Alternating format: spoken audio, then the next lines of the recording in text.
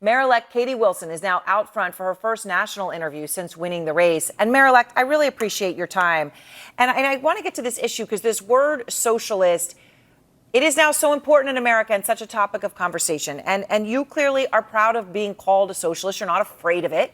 Can you explain what it means to you in terms of what you're going to do as mayor with one of the biggest cities in America? Sure. And I mean, I'll say, while I don't shy away from the label, I certainly didn't run on it either. And I think we're really in a moment now where people care a lot less about labels than they do about results. And I ran for mayor in Seattle because we are in a moment where we have an affordability crisis. Just like many cities around the country, people are struggling with the cost of housing, with the cost of childcare, with the cost of food. And people are really looking for city leadership that's going to tackle that affordability crisis and our housing crisis with everything we've got. We also have a severe homelessness crisis here in Seattle, and people are really looking for meaningful solutions. We have rates of unsheltered homelessness higher than just about anywhere in the country. So those are the issues that I've been running on. And, you know, for me, being a socialist is really, first of all, it's about a belief in good governance, right? I think it's really damaging when people lose faith in the ability of their government to successfully tackle big challenges, when they lose faith in their government's ability to deliver services for the people. And so I'm really excited to get to work to make sure that the city of Seattle is delivering for people, and that we are responsive and communicative and doing the things that people want their government to do for them. So obviously, you just mentioned some of the words that here in New York we heard a lot from the mayor-elect here, Zohran Mamdani, right? When you talk about affordability. But the word echoes don't end there, Mayor-elect. Let me play some of them. The very clear twin crises of affordability. We are facing an affordability crisis. Truly affordable homes. An affordable homeownership. This city is your city. This isn't their city, it's yours. A new generation of leadership. We can see with our own eyes that we need new leadership.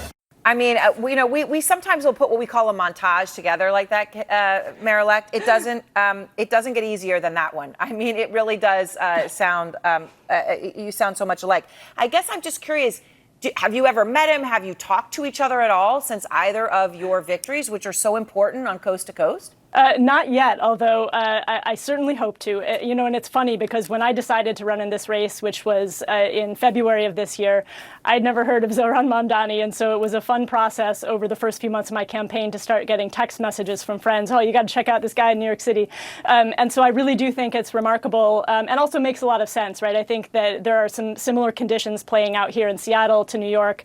You know, obviously the affordability crisis being a big one. And yeah, there's some very similar dynamics. And I'm really excited to have a coast-to-coast partnership on driving forward this vision of an affordable city.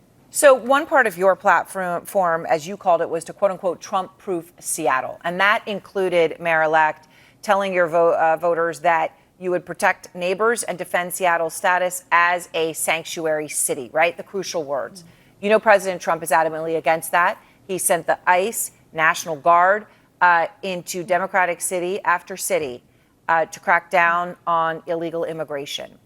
Are you worried at all that your win, your proud ownership of being a socialist, could put Seattle as the next target? I mean, I think Seattle has been on lists from the very beginning, and it's something that we need to be prepared for. And I really think that the key here is unity, right? We don't need federal troops. We don't need the National Guard in our city.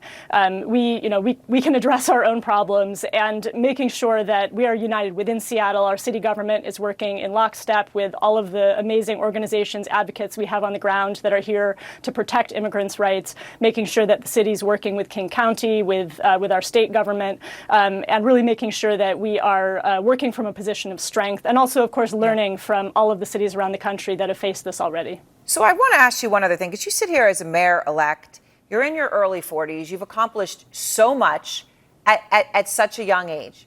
And in that context, you have been open about the fact that you have done that with your parents' help, that your parents who live across the country have sent you checks to help pay for your toddler's childcare, right? That with all the things that you've accomplished, when it comes to affordability, that you still needed that. Now, Fox News and the New York Post have framed that in a negative way. They have said, Mayor-elect, that you are, quote unquote, living off your parents' money.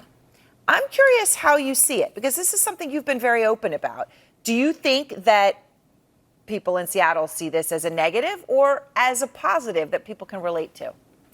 Well, I'll say that my opponent's campaign and the corporate PAC that tried to stop my election certainly cast it as a negative thing. But, you know, campaigning for office is stressful. Seattle's one of the most expensive cities in the country. Our childcare is off the charts expensive. And honestly, I think that a lot of people of my generation and younger and older found it very relatable that during this stressful campaign, you know, my parents chipped in to help to pay for the cost of their granddaughter's daycare. And I think, you know, families help each other out. And I certainly acknowledge that I'm lucky to be in a position where my parents were able to do that. Not all families have that privilege. And, you know, that's why I'm going to fight for affordable childcare and affordable housing for every family in this city. Mayor-elect Wilson, I appreciate your time and thank you. Thank you.